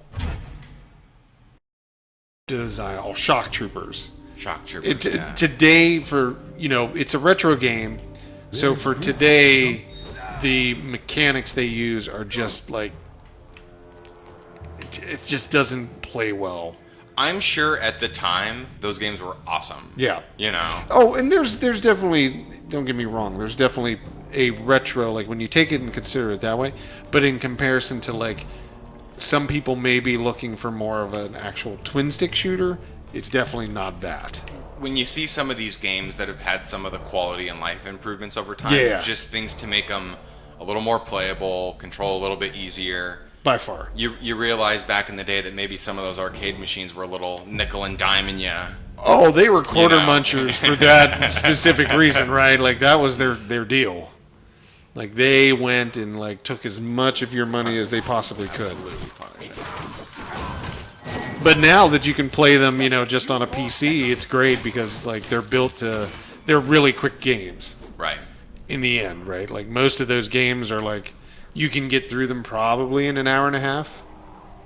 I would guess maybe 2 hours in the longest if you took your time. So, yeah, the quarter muncher thing doesn't work well when it's free to play. Or essentially, you can have all the free plays you want once you own it. So that's kind of neat. I'm sure that there's a certain amount of games on our service that just doing the 30-minute free trial, you can beat the whole thing. Oh, I don't doubt it. Yeah. I would have to imagine. People think paying for cosmetics is out of control. Wait until you put quarters in and just suck them down the drain. Yeah. I mean, back in the day, arcades, like, funny enough, we were talking about that Enter the Gungeon arcade that Devolver's doing. To pay for that $4,000 or $5,000, you would have to play the game. You would have to have somebody pay to play it 20,000 times. If it was a quarter a play. Okay. Right? You could do that, right, in an arcade. That would be reasonable. Did they ever spawn arcades in airports? That just seems like that would have been right. I think they did. I remember some airports having some arcade machines. Okay. Yeah, for sure. Because anytime you go to an airport these days, I swear you go to the terminal and it's just like, 55 people looking down on their phones, right? Oh, it's all mobile all the time now. Remember Gauntlet Legends? Yes. Yes, absolutely. Oh man, absolutely. Baltimore lost tons of money on that. Put down a flag or something. Oh, and that's like a what do you call that? A barrier? Or yeah, so we got shield. A barrier, we got a charge, we got a taunt. My character is. He's got a rush. He's got like a power up, or looks like. Let's give them a little respite. That one, and then he can throw some like boomerangs or power. Over here. Nope. Locate the survivor. Oh, wait. I think it was back down here. I think we gotta go a little bit left. It's not yet time. There we go.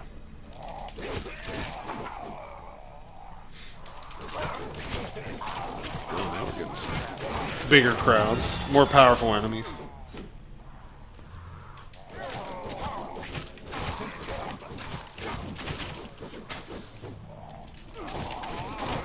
Yeah, Gauntlet played too much. Well, they do have a Gauntlet, so funny enough, talking about the one arcades that we were talking about earlier, that Rampage one that you mentioned actually has Gauntlet included on it. Okay. So that one you would be able to play. I don't think it's Gauntlet Legends. I'd have to look, or I believe you're right. I believe it is just Gauntlet. Yeah, you can find it on their website, I'm sure. But yeah, funny enough, it actually has Gauntlet on it, so people can play that at home. I'd be interested to know like how many people go and buy those. They seem to be fairly popular. That people want to have that, but $300 for a machine that has 3 games on it can be a little pricey. It's a little pricey, I guess. For me, it may be even a little lesser on the price side, but more on they take up space. Yeah, the room for sure. And they're kind of hard to collapse, right? It's not a very. It's kind of you've got it and it's there. Right. Right. Probably geared towards families. Yeah, I could see that being in a family room. Dad was an arcade fan, or like the kids come in. They're small enough. An adult, I will say this, being a 3/4 sized arcade, an adult has to kind of sit down on something. Even with that riser piece, it makes it a little tough to actually feel comfortable playing it. Right. Because that's only like a 1 foot riser, so really then it puts the cabinet controls at about a 4 foot level. I'm 6'1", and my neck is what bothers me when I play them standing up. Because you have to look down, and your shoulders and the controllers down a little bit.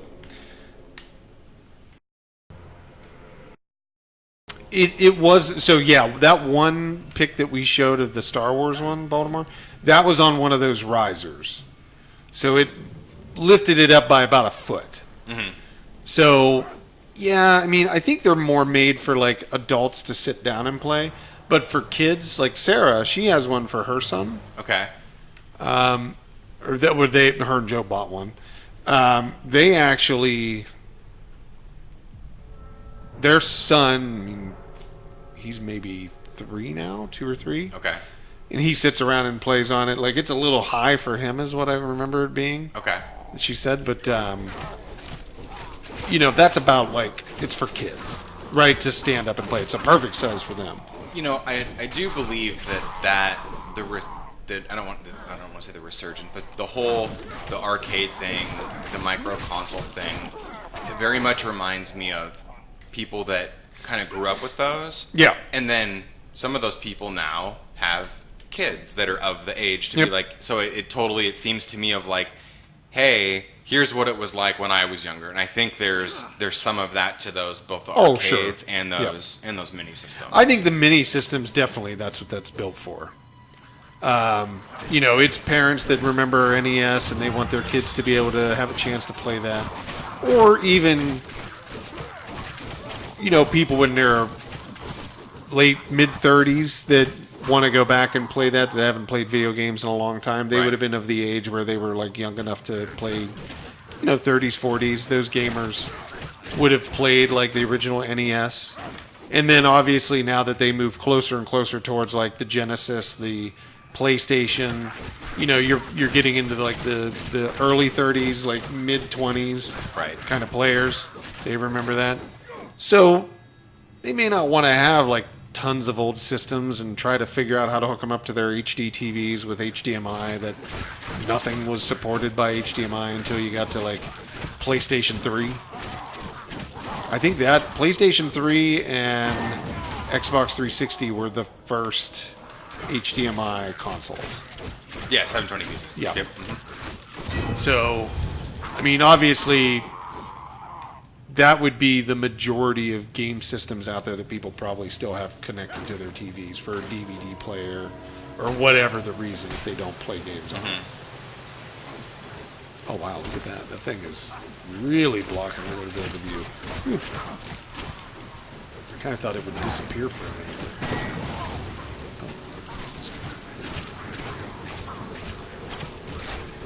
It was kind of funny yesterday. We were sitting there, and as I was in the chair, I was talking to my surgeon. We were going back and forth for a couple hours, just sort of just talking about whatever, right? I mean, you got two plus hours. He's kind of asking. He's like, "Oh, what do you do?" Da da da da. And it's always kind of a thing. Just like, "Oh, I fortunately if I get to work in games or whatever." He's like, "Oh, heard of Minecraft?" Heard of Minecraft? That's what he heard of? No, oh no, I've never heard of that, Doc. And it was kind of funny. He asked you. Yeah. And he was like, "Yeah, man, my kids are, we've got them the S's, and he was saying they were 7 and 10." Oh, okay. Yeah, that's about right. Yeah, and we're sitting there, we're talking. And he's just like, "Yeah, man, I'll tell you that they like those systems, but they're just like, hey, we have your phone and go into the app store, right?" It's just I mean that's kind of the the reality of today. It's the funniest thing to me. Seems like there's a lot more drops for me than you. Here, this is the guy. Tactical, There we go. just take it easy. This way.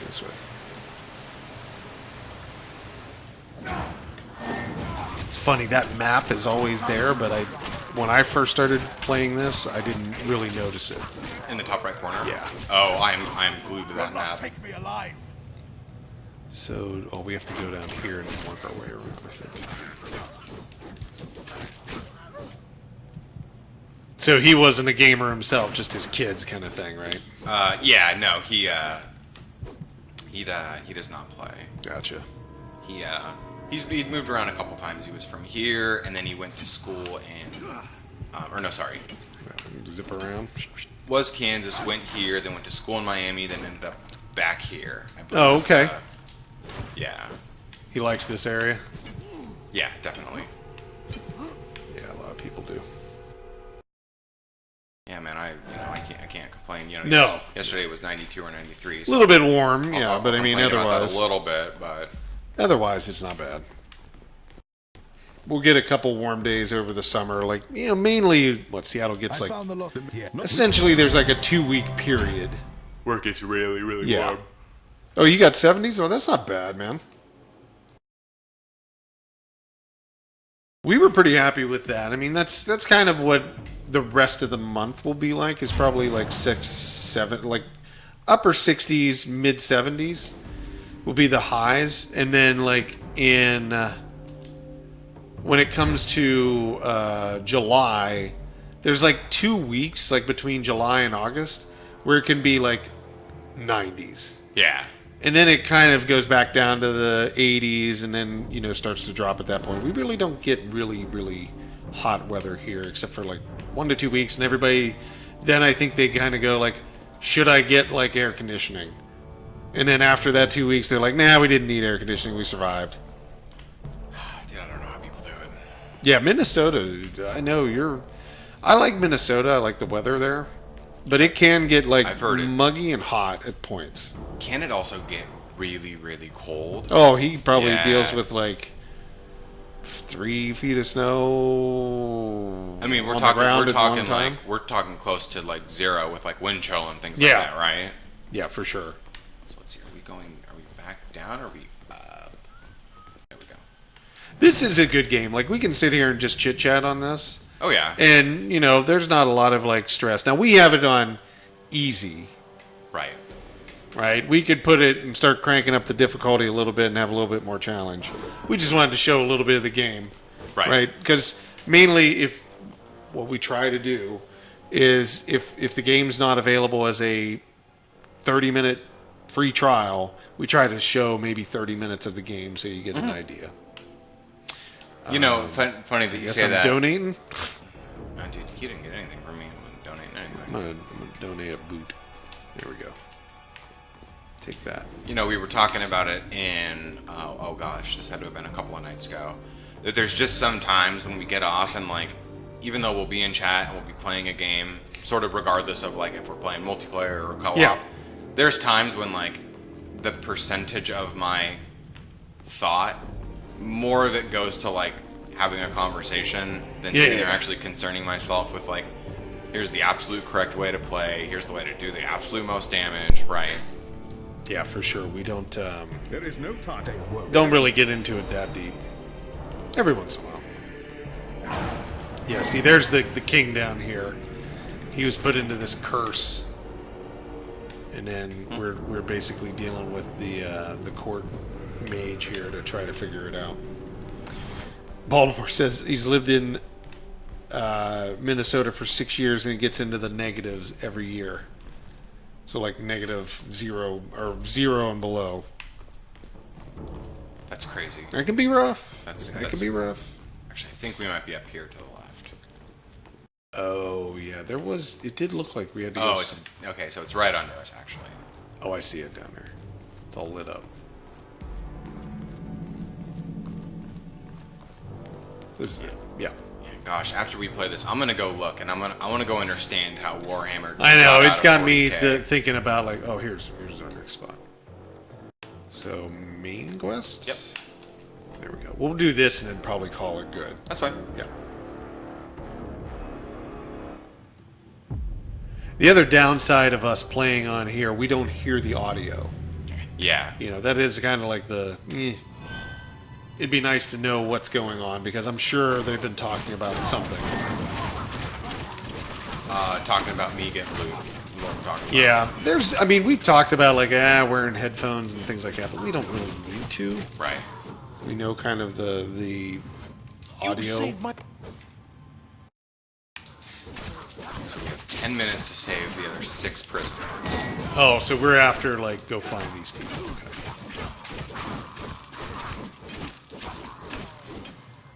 My dwarf can like jump around good ways. You get this interesting little rope thing that you can kind of latch on. Yeah, he's kind of. It's kind of reminded me of. Just recently I was playing something with a hook shot kind of thing. Nero's arm in DMC5 has That was it. Yeah.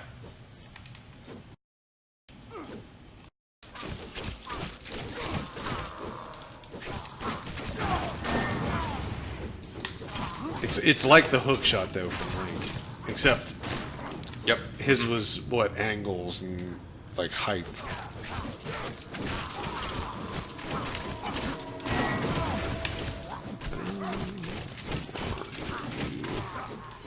I haven't tried to upgrade a weapon yet. I think I'm going to show that here in a minute, if that's cool. Before we move forward, let's take a look at the.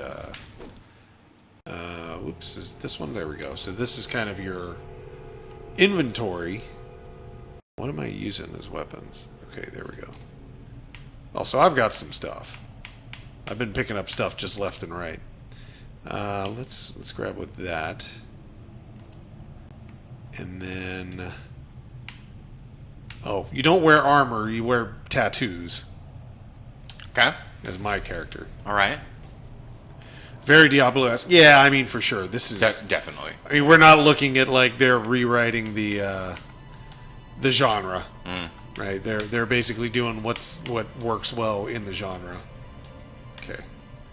Did a little bit of an upgrade thing here and there. Got some more damage going on. There we go. That's a little better. I was chipping away at him with like a salad fork or something. Now we've got a weapon that nicks some more damage off the bigger guys. I like that kind of rope thing.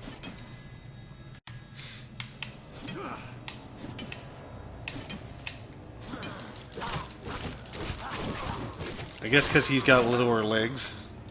That's why he's got that, so he can kind of get around faster. Okay. But I don't think my character moves any slower than your character. No, I don't think so. I'm sure you can get gear that's got like plus walk speed or plus running speed or something along those lines. So we got 7 minutes to go save the rest of these cats. So I haven't even... Have we found one? we found one. We did. But that was the dude right when we walked in. Gotcha, that said, hey, you got 7 minutes to find the other, or 10 minutes to find the others. Time to pick up the pace here a little bit.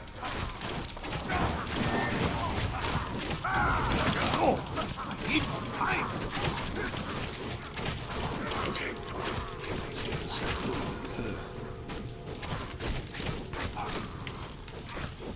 Pick up some loot.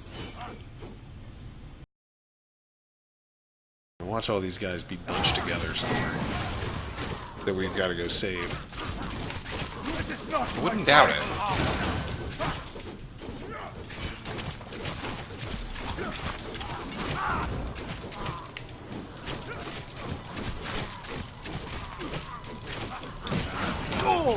I need more time. Just pull them out over here. Yeah, we're doing some swings now.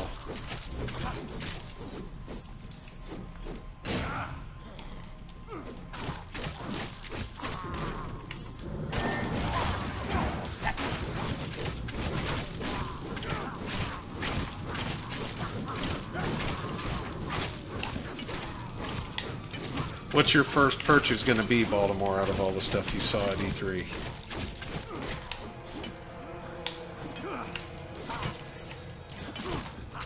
Because we've got, what, coming this year, Borderlands 3. Was there a Nintendo game deploying here in... Pokemon. Pokemon. Pokemon, yeah, that's the one. Cyberpunk for sure, that's it. Yeah, that's... What, April 2020? Cyberpunk does look good. I'm looking forward to that. It's probably...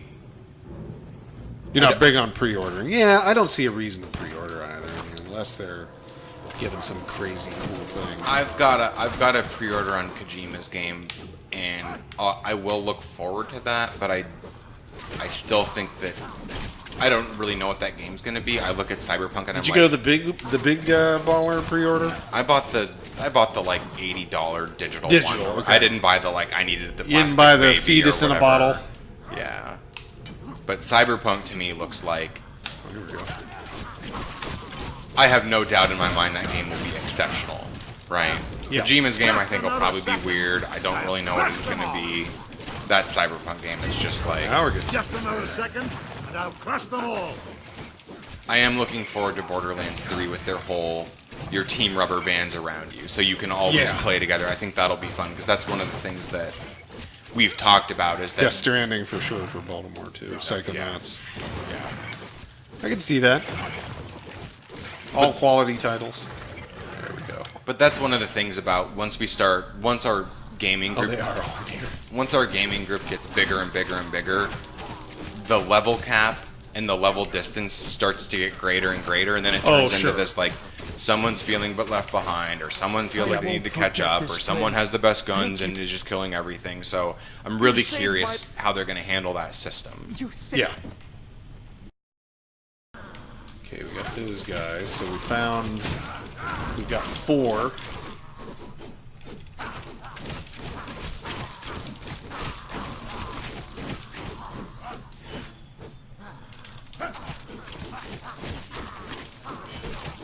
Despite the exclusive... Oh, yeah, that's right. Borderlands 3 will be on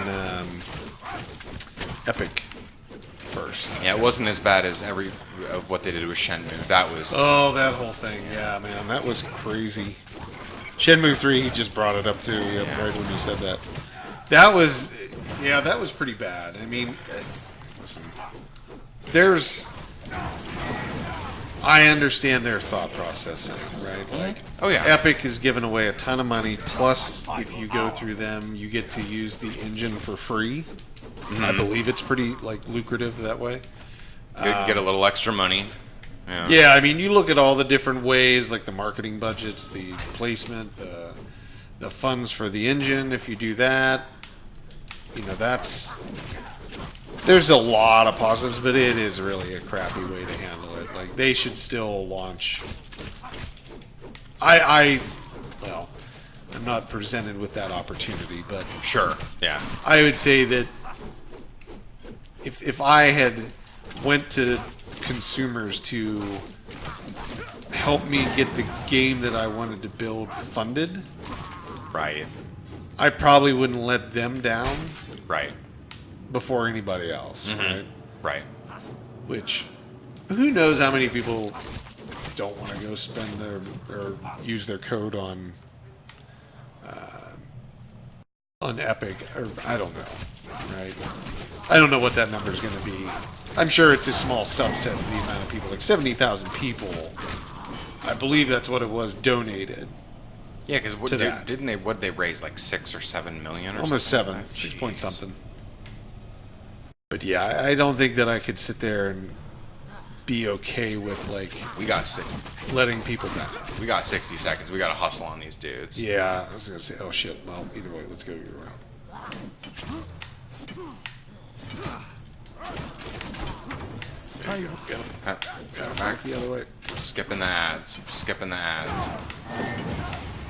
Yeah, we were spending a lot of time on the ads. Like we were saying, we're having a little chit chat. Yeah, there, we were right? working through some of that stuff. You saved. Nice.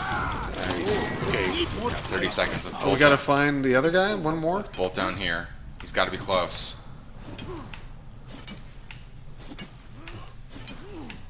There you go. That's what we're talking about now. There we go. Bring the Get him. family. Bring the family. Get him. 13 seconds is going to be you. I'm stuck. I'm stuck him. here. Ooh, this is going to be a really rough way to lose. I can't get through because you're This is holding a me. rough way to lose right now. Okay, we got to leave the sewers. We didn't lose, but how did we get? Too late. Oh, brutal. What did he say? Brutal. Not yet time. Too late for me. That hook shot. It's a neat way to jump around, but yeah, Take me alive. I got clipped on that little stair. I think I would've- was. Yeah, I would've probably had that. trapped you. That was the problem. When you look at it, I was doing my little jumps, and actually, I think I can jump across this chasm too. Yeah, look at that. I can just skip corners. Yeah. Back. And that's where I think I got ahead of you, and then you were stuck.